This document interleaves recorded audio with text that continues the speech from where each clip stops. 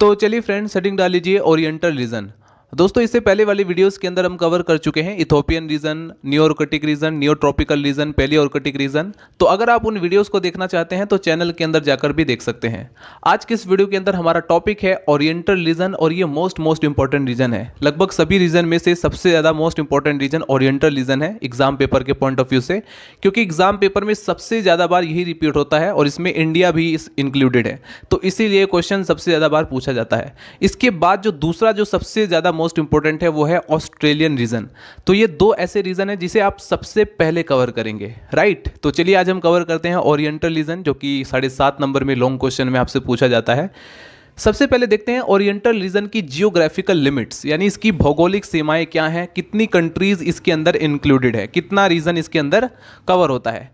तो आइए देखते हैं। This region include Indian subcontinent, southern China, Malaya, Philippines and Indonesia islands up to Wallace line. There are rain forest in the east. अगर आप oriental reason के east की तरफ जाएंगे तो वहाँ पर ज़्यादातर आपको रेन फॉरेस्ट मिलेंगे, यानी ऐसे फॉरेस्ट, ऐसे वन, वर्षा वन, जहाँ पर बहुत ज़्यादा बारिश होती है। हाई माउंटेन्स इन और नॉर्थ। अगर आप इनके नॉर्थ वाले पार्ट में जाएंगे, अगर आप ओरिएंटल रीजन के नॉर्थ वाले पार्ट में जाएंगे तो बड़े बड़े पर्वत, हाई माउंटेन्स आपको दिखाई देंगे, right. And the western part is arid. और इसका जो वेस्टर्न पार्ट है वो पूरी तरह से शुष्क है, यानी कि पूरी तरह से ड्राई है, सूखा हुआ है। It is bounded by Himalaya in the north, but there is no physical boundary in the south east corner. यानी कि दोस्तों बहुत ही सिंपल है, जैसा कि मैंने आपको कहा कि इसके नॉर्थ वाले पार्ट में बड़े बड़े पर्वत हैं, तो ये बड़े बड़े पर्वतों से नॉर्थ वाले रीजन से इसकी बाउंड्री बनी हुई है, right. It is bounded by Himalaya in north, क्योंकि हिमालय इसके नॉर्थ वाले रीजन में बहुत बड़े बड़े पर्वत है और इसी से इसकी बाउंड्री बनी हुई है। But there is no physical boundary in the south east corner.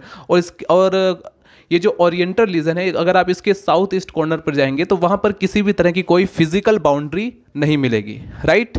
तो ये है इसकी जियोग्राफिकल लिमिट्स, जिसका आपको ध्यान रखना है। और एग्जाम पेपर में बेसिकली अगर आप कुछ भी भूल जाते हैं, कम से कम इतना तो आपको ध्यान रखना होगा कि इसमें कितनी कंट्रीज इंक्लूडेड हैं, right.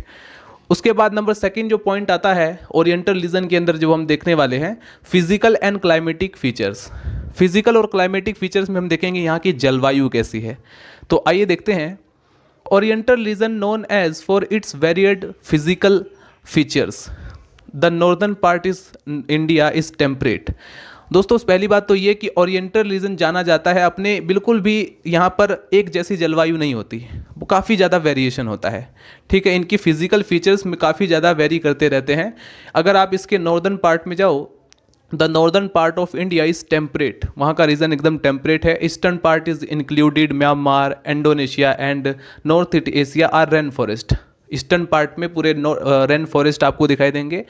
Western peninsular part is desert, और इसका जो वेस्टर्न पेनिसुलर पार्ट है वो पूरी तरह से डेजर्ट है। और and southern portion of India सब रीजन हैज़ लग्जरियंट ट्रॉपिकल फॉरेस्ट, वहाँ पर काफ़ी अच्छे मात्रा में डेंस ट्रॉपिकल फॉरेस्ट आपको दिखाई देंगे। Similarly Sri Lanka, Indonesia and Mallya contain thick tropical forest, यानी थिक यानी काफ़ी ज़्यादा घने वन आपको दिखाई देंगे, ट्रॉपिकल फॉरेस्ट आपको दिखाई देंगे।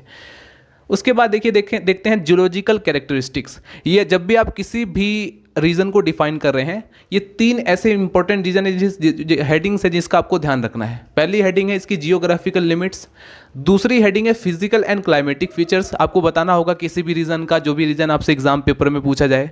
तीसरा है जियोलॉजिकल कैरेक्टरिस्टिक्स, जिसमें आपको इसके फौना के बारे में बताना होता है। फौना मतलब प्राणी जात, यानी कि इसमें कितने एनिमल्स हैं, कितने यहाँ ऐसे एनिमल्स हैं जो पूरी तरह से वाइडली डिस्ट्रीब्यूटेड है पूरे ऑल वर्ल्ड में, या कितने ऐसे हैं जो इसी एरिया के लिए रेस्ट्रिक्टेड हैं, यानी सिर्फ और सिर्फ इसी एरिया में या इसी रीजन में पाए जाते हैं। तो इसमें ये जानकारी आपको मिलती है। फोना का मतलब प्राणी जात, फ्लोरा का मतलब कि जैसे कि वनस्पति में देखिए, फोना रिलेट करता है एनिमल से और फ्लोरा रिलेट करता है प्लांट से, राइट। तो इन दोनों का डिफरेंस आपको पता होना चाहिए। आइए देखते हैं geological characteristics. The fauna of oriental region exhibit considerable resemblance with that of Ethiopian region. यहाँ का जो प्राणी जात है, फोना है, यानी यहाँ के जो जानवर है वो इथोपियन रीजन के जानवरों से काफ़ी ज़्यादा सिमिलरिटी है, थोड़ा रिसेम्बल शो करते हैं। द फोना is neither rich in endemic families इस इनके जो फोना है ना तो वो ऐसे हैं जो कि एंडेमिक फैमिलीज़ के अंदर आए, और ना ही ऐसे हैं जो कि वाइड स्प्रेड यानी पूरे वर्ल्ड में डिस्ट्रीब्यूटेड हो, बिल्कुल एवरेज पाए जाते हैं। It contains about 153 families of terrestrial vertebrate. यहाँ पर टेरेस्ट्रियल वर्टिब्रेट यानी जो स्थलीय जो वर्टिब्रेट्स होते हैं उनकी फैमिलीज है 153। तो सबसे पहले नंबर पर जो हम फोना डिस्कस करने वाले हैं वो है फिश। आइए देखते हैं किस किस तरह की फ़िश पाई जाती हैं और कितनी ऐसी फिशेज़ हैं जो यहाँ के लिए एक्सक्लूसिव हैं, जो जो क्षेत्र विशेषी हैं यानी इसी रीजन में मोस्टली पाई जाती हैं। तो देखते हैं, ओरिएंटल फिश फोना does not include primitive fish. अगर हम फिशेस की लिस्ट में देखें तो यहाँ पर कोई प्रिमिटिव फिशेस इंक्लूड नहीं है। It is dominated by carps and cat fishes. यहाँ पर सबसे ज़्यादा कार्प्स और कैट फिशेस पाई जाती हैं, यही यहाँ पर डोमिनेंट है। एंड अदर फैमिलीज रिप्रेजेंटेड, यहाँ पर इस रीजन के अंदर कौन कौन सी फैमिली फिशेस की पाई जाती है उसको आप नोट डाउन कर सकते हैं। नोटोप्टेरिडी, एनाबेंटिडी एंड ओस्टियोग्लोसिडी एंड साइप्रिनोफॉर्म्स एंड कैबिटिडिडी एंड नैंडिडी। उसके बाद है दोस्तों ये दो ऐसी फैमिलीज हैं जो कि एक्सक्लूसिव ऑफ दिस रीजन, इस यहाँ की मतलब क्षेत्र विशेषी हैं जो मोस्टली इसी रीजन में पाई जाती हैं। होमोलेप्टेरिडी एंड प्रिस्टोलेपिडी, ये दो ऐसी फैमिलीज हैं, इसका आपको ध्यान रखना है। जो रेड कलर में मैंने लिखा हुआ है रेड मार्कर से, इसको आपको ध्यान रखना है क्योंकि ये क्षेत्र विशेषी हैं, exclusive of this region, right. इसको फटाफट आप नोट कीजिए। सो गाइज, ओरिएंटल रीजन के अंदर फिशेस को कवर करने के बाद अब हम कवर करेंगे number 2 amphibians, number 3 reptiles, number 4 birds, number 5 mammals. यानी कितने टाइप के ऐसे बर्ड्स, मैमल, रेप्टाइल्स, एम्फीबियंस हैं जो सिर्फ इसी एरिया के लिए कन्फाइंड है, और कितने एंडेमिक फैमिलीज हैं, कितने ऐसी हैं जो कि वाइडली डिस्ट्रीब्यूटेड हैं, जिनका जो डिस्ट्रीब्यूशन है वो पूरी तरह से कॉस्मोपॉलिटन डिस्ट्रीब्यूशन है, वो सब हम देखने वाले हैं। स्टार्टिंग की कुछ लाइनों से हमें पता चल गया है कि इस ओरिएंटल रीजन के अंदर रिच एंडेमिक फैमिलीज़ बहुत ही कम है, और ऐसी भी फैमिलीज़ बहुत कम है जो वाइडली डिस्ट्रीब्यूटेड हैं। तो आइए देखते हैं सबसे पहले एम्फीबियंस के बारे में। Tailed amphibians are rare but tailless amphibians are numerous. ऐसे एम्फीबियंस जिसमें पूंछ पाई जाती है वो बहुत ही कम होते हैं, रेयर होते हैं, और ऐसे एम्फीबियंस जिसमें टेल नहीं होता है, पूंछ नहीं पाई जाती, ऐसे बहुत सारे हैं, असंख्य हैं, numerous. These are buffonids, ranids, hylids, rhacoporids, brevicipitids, discoglossids and pelopestids. A few salamanders and caecilians are also present. कुछ salamanders और caecilians भी present रहते हैं ओरिएंटल रीजन के अंदर। तो ये है एम्फीबियंस के बारे में जिसमें आपको मेनली मेन पॉइंट याद रखना है। नंबर 3 है रेप्टाइल्स। अब देखते हैं हम कितने सारे ऐसे रेप्टाइल्स हैं जो इसमें पाए जाते हैं। तो जैसे लिजर्ड्स, छिपकलियाँ हैं, स्नेक हैं, टर्टल्स हैं, ये बहुत सारे हैं, प्रचुर मात्रा में, प्लेंटीफुल हैं, राइट। यानी कि ओरिएंटल रीजन के अंदर छिपकली, सांप, कछुए, lizard, snake and turtles plentiful हैं, प्रचुर मात्रा में पाए जाते हैं। Emydine turtles, trionychids and testudinids are Oriental turtles. इसके अंदर दोस्तों एमाइडीन टर्टल्स और ट्रायोनिकिटिड्स और ये जो टेस्ट्यूडिनेडिड्स है ये ओरिएंटल टर्टल्स कहलाते हैं। क्रोकोडाइल्स भी इसमें पाए जाते हैं, गेविलिस भी हैं, जोक्स भी हैं, सिंकिंग्स भी हैं, एजेमिट्स भी हैं एंड कैमिलियंस भी है, वेरेनस, लेजर्टिड्स, टिफ्लोप्स, लेप्टोटिफ्लोप्स, कोल्यूब्रिड्स, पाइथन। बहुत सारे स्नेक की प्रजातियां जैसे python, vipers, pit vipers are wide spread form of the oriental region, right. Number 3 आता है दोस्तों बर्ड्स। एम्फीबियंस और रेप्टाइल्स को देखने के बाद नंबर 4 हम देखेंगे बर्ड्स के बारे में। कितनी फैमिलीज हैं जो कि बर्ड्स की पाई जाती हैं, कितनी वाइडली डिस्ट्रीब्यूटेड हैं। These are represented 66 family which are widely distributed, जिनमें से of these 3 show affinities with Ethiopian region। In 66 families में से 3 फैमिली ऐसी हैं जो कि इथोपियन के फोना से काफ़ी ज़्यादा एफिनिटी शो करती हैं।